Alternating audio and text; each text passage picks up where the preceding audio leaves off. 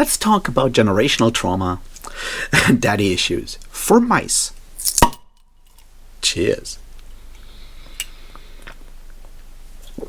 Welcome back, everybody, to the 12th day of Mousemas, in which we will be talking about The Legend of Luke by Brian Jacques, which is the 12th book in publication order of the Redwall series, and we will be doing the same thing as always. I'll give you a quick rundown what this book is about, and then I'll talk about the things that I find interesting, the things that I find good, the things that I find bad, if I find some bad, and the usual stuff. You know the drill by now. This is the almost final one. There's only one to go, and that is Lord Brocktree, at least for this year's Mousemas, but, we're getting to the end. Isn't that great? Alright, so what is The Legend of Luke about? Well, it is about daddy issues, I guess, in the same way that everything with a character named Luke usually is. No. This is the story of Martin the Warrior, all the way from, Mossflower and Martin the Warrior, trying to find his father, Luke the Warrior, or at least find out what happened to his father, Luke the Warrior. Remember, the sword that Martin carries in the beginning, and that is broken in Mossflower, is Luke's sword, so his father's sword, and his father went on a sea voyage and never came back, and Martin wants to find out what is going on. So, in this book, he goes and finds out, which is kind of the point. So this takes place after the events of Mossflower, and the Abbey of Redwall is currently built, and a young wandering hedgehog from the north comes into, Redwall Abbey and befriends everyone. Everyone is, good with them, and she brings some news of the North, or at least a song that obviously Martin remembers, and Martin decides, together with his friend Gumph the Prince of Thieves, Prince of Mouse Thieves in this case, and Dimmy the Foremole, to go on a quest up north to maybe finally lay these things to rest, because of course, he's worrying about his dad and the fact that he doesn't know what happened to him and so forth. So that's the sort of main storyline there, and then they go on that quest, and then we have a large part, which is, of course, the story of Luke, or the legend of Luke, which is, the stuff that Martin finds out about his dad. So that is roughly the thing. We have moved on from having a frame narrative into basically the same thing, but the framing takes up book 1 and book 3 of this specific volume, and book 2 takes up the legend of Luke himself. And, it does have all the strengths of Mossflower and Martin the Warrior, so if you enjoyed those two books, this one is obviously another favorite. I think it does some interesting things here that the other two did not necessarily do, but yeah. So yeah, it's a pretty good book. We're back to, strong Redwall books for now. So let's actually talk about the things that it does in fact do really well, and the things I enjoyed about it. And I want to start with one part here that I think is important. I don't know if I mentioned it enough back when I talked about Mossflower. And that is that Martin the Warrior, together with Gumph the Mouse Thief, the Prince of Mouse Thieves, is in fact a really, really cool pair there. In a way that we sadly don't see too much of in later books. They have always been sort of like, happy-go-lucky characters and so forth, but we never get another Gumph, Prince of Mouse Thieves, who is willing to be a flagrantly kind of, I don't want to call him a villain, like he's obviously not, but he's certainly somewhat flagrant in how he proclaims himself to be Prince of Thieves, the way he does these kind of things. In fact, he feels very much like Brian Jacques taking inspiration from the Fafhrd and Grey Mouser stories by Fritz Lieber. So I'm not sure if that's an explicit influence on Brian Jacques or not, but it does have that sort of like level of the flamboyant thief, rogue, loving rogue. He's playing a flute, he does all of these things with a lot of charm, I guess. And I think I would have really preferred to have some more of this type of character in there. It also is like a nice sort of like contrast to Martin, who is obviously, more our Conan the Barbarian type. In this case, he would probably be Fafhrd, I guess. So we have this more like, he comes from the north, and he has the sword, and he has like the great melancholies and all of that stuff.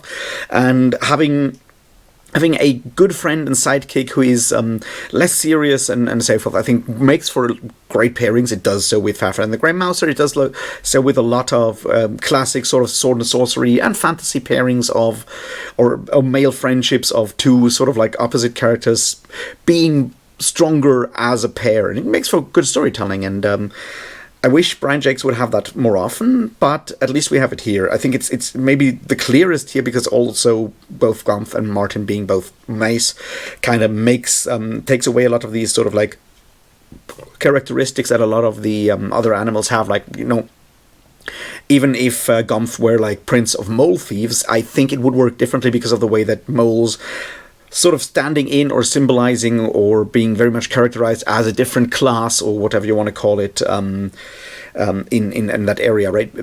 Gomf and Martin being the same species, being both mice, works the best there because they are sort of arguably of the same social background. They're both noble, sort of like, I guess what you might call gentry in like a British kind of sense, I guess. So it works better there, I think. And it's just fun to read those two doing stuff together.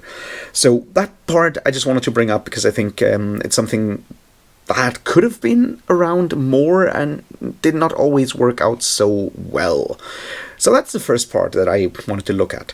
Now the next part is, of course, the story is a classic sort of adventure story in that while there is technically some stuff going on in Redwall, it's very little, right? They just build the abbey. There's no drama around Redwall. This might just be the first book in like out of 12 books where Redwall is not under siege or in any danger whatsoever. So that's an interesting sort of nice change of pace. In that regard, it's almost like The Hobbit, right? It's a there and back again story. They go to find something, they come back after, in this case, I guess a couple of months, like one season roughly, I guess. And everyone else has grown up and moved on, and they come back.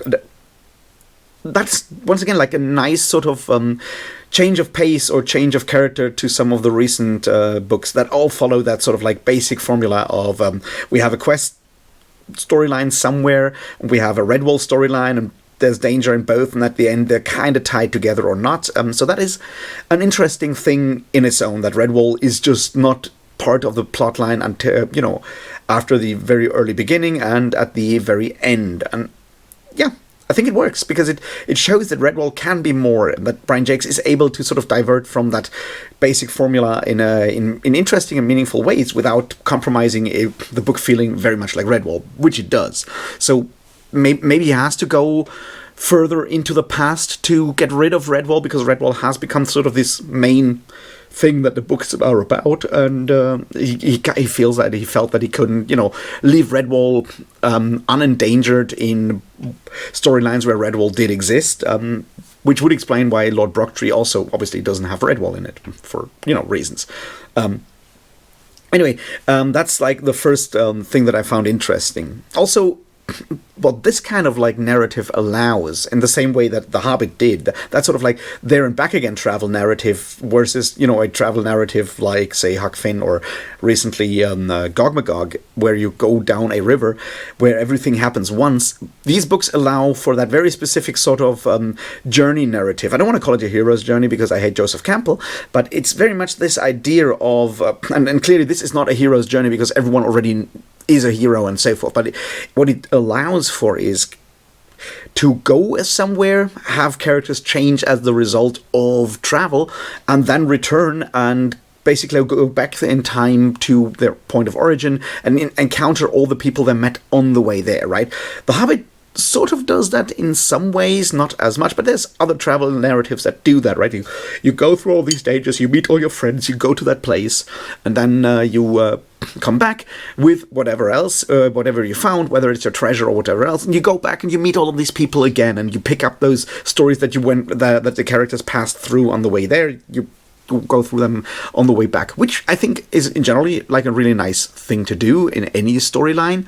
But it also in particular I think works really well for a children's book, where sort of each encounter has a very specific kind of character, right? We have the Queen of Otters here, we have different sort of like characters like that, groups like that come with their specific sort of like characteristics, and we meet all of them, and as a reader, you kind of expect, because you know how these stories are supposed to go, right? You kind of expect to come back there, and you can tell with like the first small thing happening, you can already go like, well, I already know where this is going, and be sort of and anticipate things. And I think that's something that helps with keeping attention focused on the book. Something that, well, clearly is important for every reader ever. But I think it's probably even stronger with children's literature, where this can feel like certainly increase like engagement with an involvement and maybe even immersion in a story in a lot of ways. So that's just like a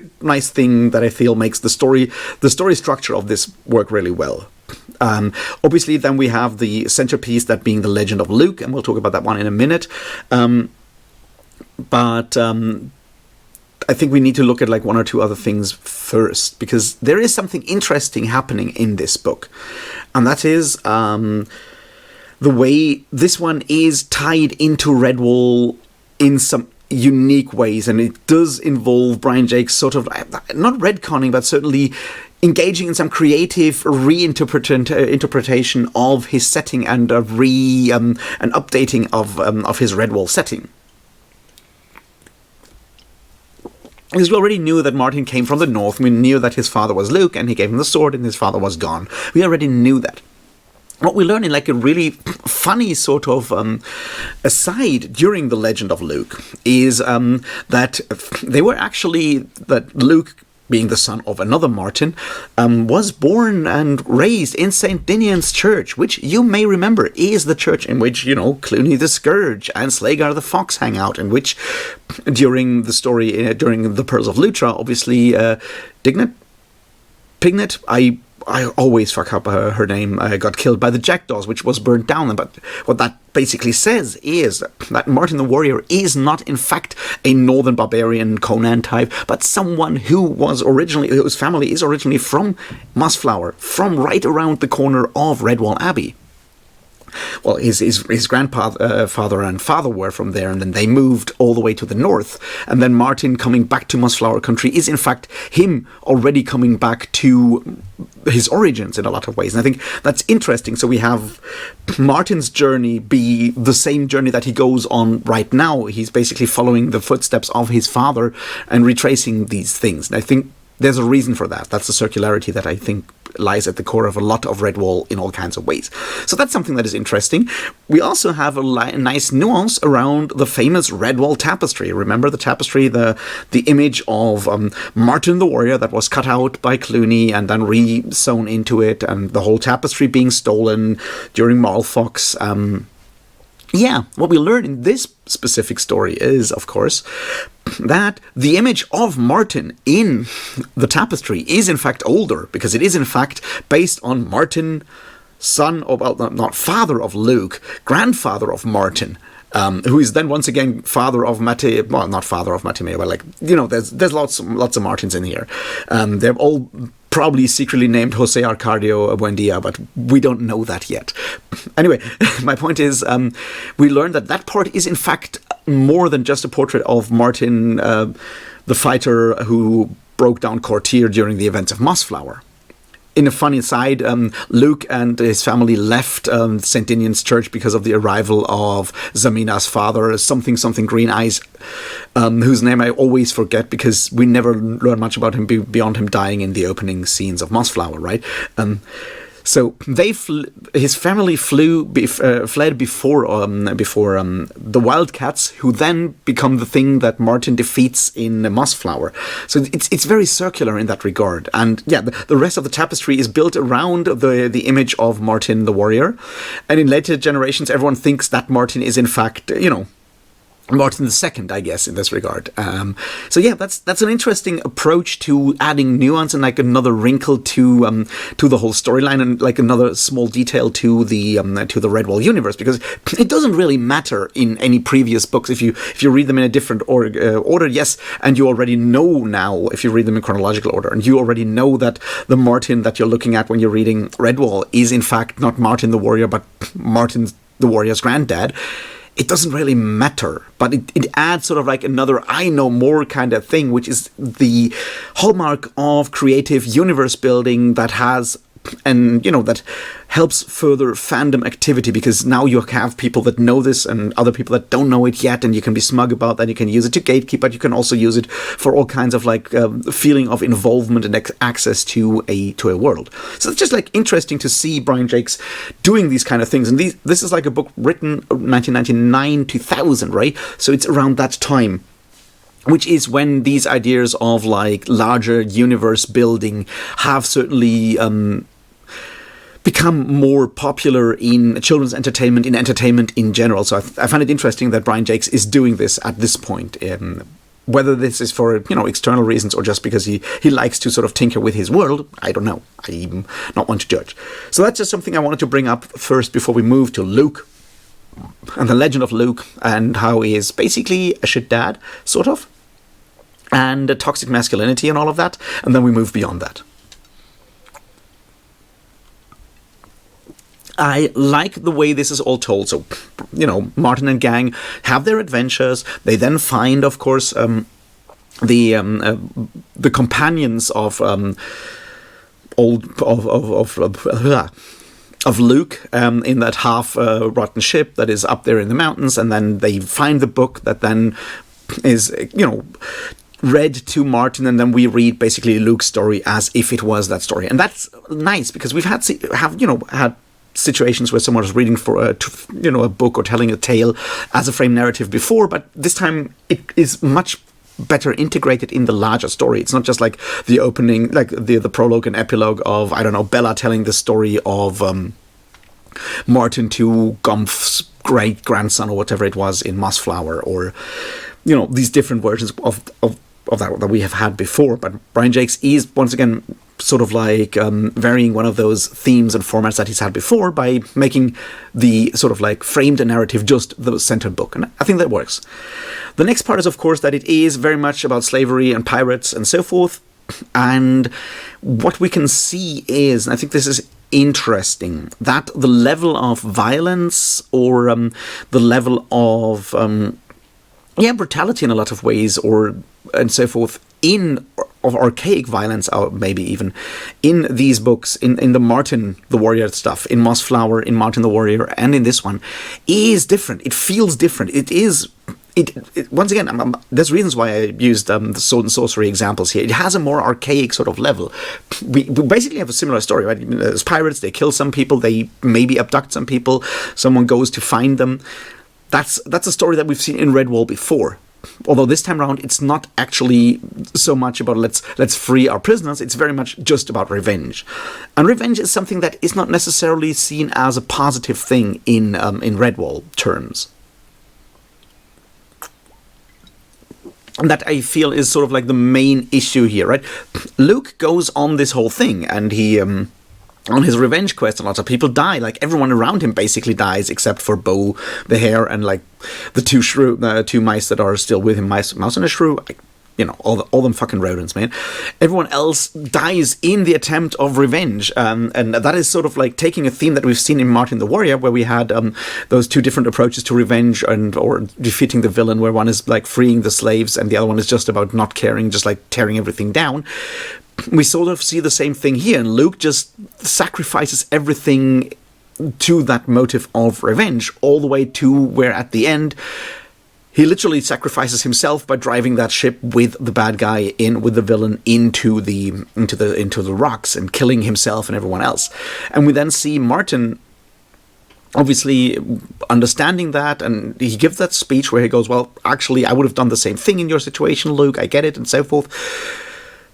And then doing something interesting afterwards, and I think that's important, right? Martin does something interesting here by deciding to no longer be a warrior, by no longer killing.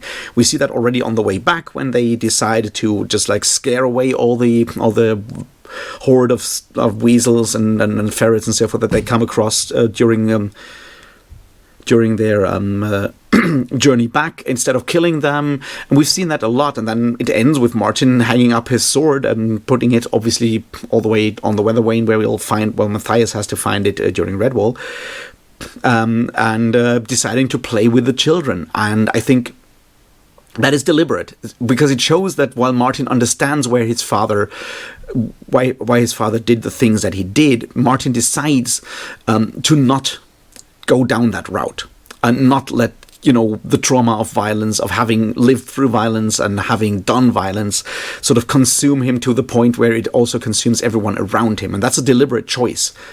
And I think that's one of the core choices of Redwall, and has always been a choice of more of like a lot of fantasy that includes warriors in general. We've seen the same all the way, Pearls of Lucha with Longfletch, what's her name, Frag, God's names, right? The otter who is on a revenge quest, and once the Mad Eyes, the Emperor, is defeated, she decides to go with her friend, partner, lover, whatever they have ended up, to the Ruddering Hold and live in peace. So abandoning and leaving violence behind, and leaving the cause of violence behind, is a core theme of Redwall, and it comes up here again.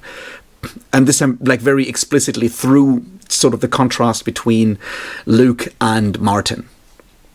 But not only there, and I think that's sort of where I want to move now further with the discussion. And that is, once again, like the trauma of violence. Because Brian Jacques has been alluding to this in previous books. Slowly, like he's gone there several times. And we've had that, of course, with Greylunk in Pearls of Lutra. We have the idea that he is certainly not, that he has seen a lot of dark things and can't actually be blamed for his experience all in all, because violence can break people. We've seen the same thing come up in a way in Morfox, I guess, and in the long, with physical trauma, we've seen it in the Long Patrol. So we've had these things before, but in The Legend of Luke, he goes much further down that idea of like trauma. I mean, we've seen it obviously in Moral Fox with Dan and his father, where the father has to sort of live up to the idea of being a single parent now that his mother has, his wife has died, and Dan's mother has died, and we have that there. And now we have it much more with Thorkin, is that his name, the otter, who was abducted and by ferrets and stoats and so forth. I don't want to use the word vermin because it feels. The word vermin has some connotations that I try to avoid, because it has racist undertones, especially when you look at, say, anti-Semitism and so forth. So I try to not use the word vermin here. So he was abducted and clearly tortured and all of that, and traumatized by that. And when we meet him, his mind is supposedly broken. We see that he kills rats and starts eating his former enemies, and is thus no longer fit for society. And we see his brother, and that's like quite a poignant description of dealing with someone with very bad trauma, right? And how it is very difficult for a family to really deal with that, because we have his brother Turgus, or something like that. God, I'm really bad with these names this time around. So we have his brother, who constantly invites him back and welcomes him back into the tribe, and then only for his brother to leave again and run away, and having to do these kind of things, or being kicked out for misbehaving, because clearly, eating sentient creatures is not exactly a Redwall standard. It's cannibalism and thus evil. So we have that happen again and again, and these cycles of that are kind of connected with trauma of acceptance and maybe some improvement, only for it to fail again. Yeah, that's quite poignant in the way it is described.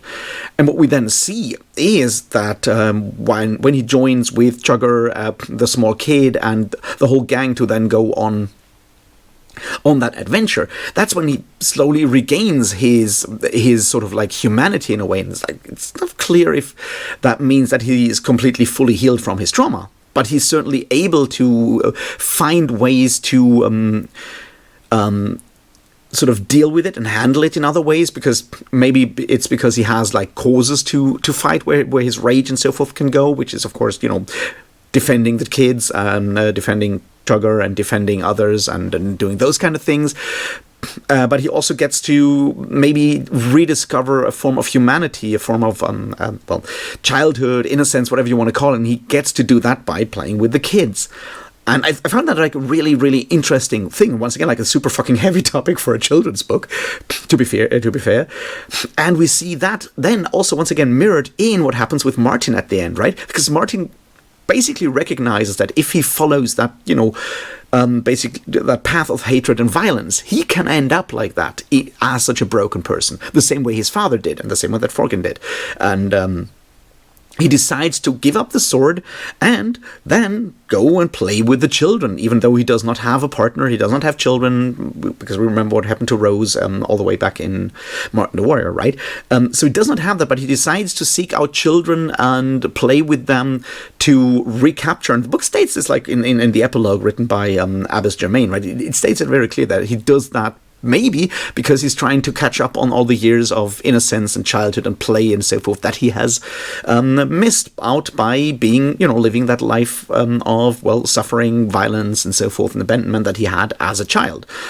And yeah, once again, that's fairly poignant. I've seen books written for adults trying to express that kind of level of sort of understanding of trauma, of the circular nature of trauma and all of that in... and fail. And I think this one does it fairly well. So that's just something I found really, really, really cool.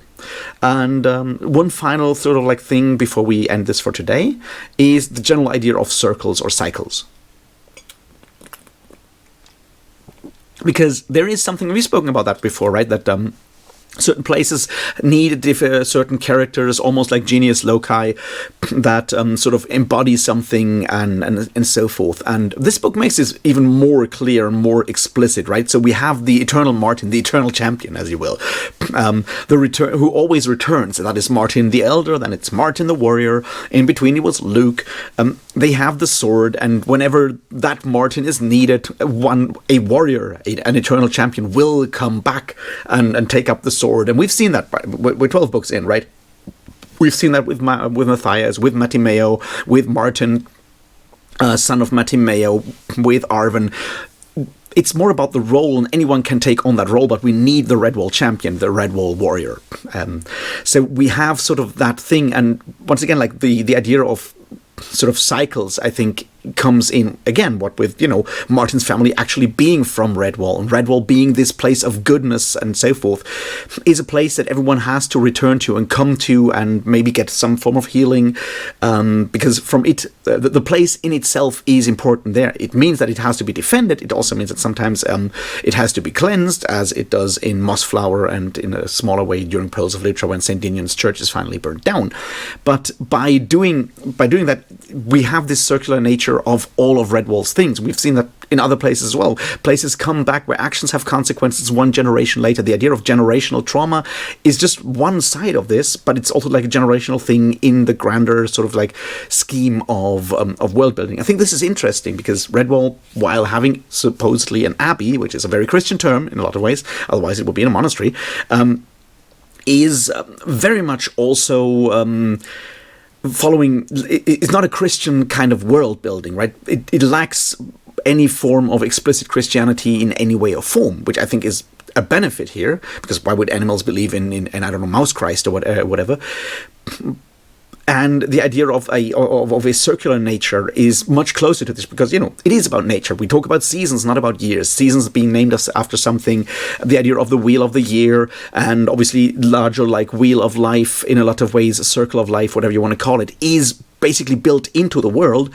So having that also come out in a more metaphysical sense when it comes to the return of people to the same places, when it comes to the return of specific characters or heroes, whatever you want to call them, makes for great world building and story moments that are built into and that are integral to the world building, and combining story and world building in that way, I think, is just really well done.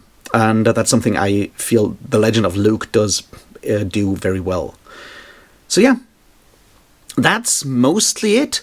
I don't have any new big complaints, I think. You have the usual stuff, as always, with some very problematic, depictions of some groups of villains. In this case, it's the group on the island where we have the basically cannibals, snake god, snake worshipping cultists, which are obviously if those were humans, this would be an incredibly racist depiction. I think the underlying racist sentiment is still in there, even though it's, weasels and stoats and so forth, because of how these books work. But, I don't feel the need to do much more than just point out that, this is a trope from adventure stories. Our adventurers being stranded on an island.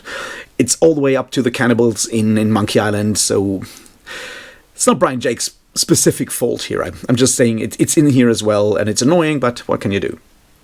Beyond that, we got some more interesting stuff about bold building. We learn about bladderwrack as a specific form of seaweed. We learn all of these educational stuff. We have stories. We have all the good stuff, is what I'm saying.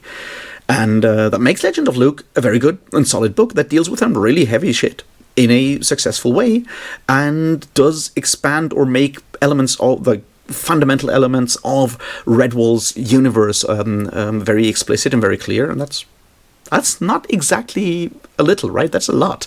So, good fucking book. Let me know what you think about it. We've got one more to do. That is, going further in the past, we will be talking about Lord Brucktree in the 13th and thus final day of Mousemas. And until then, thanks and cheers.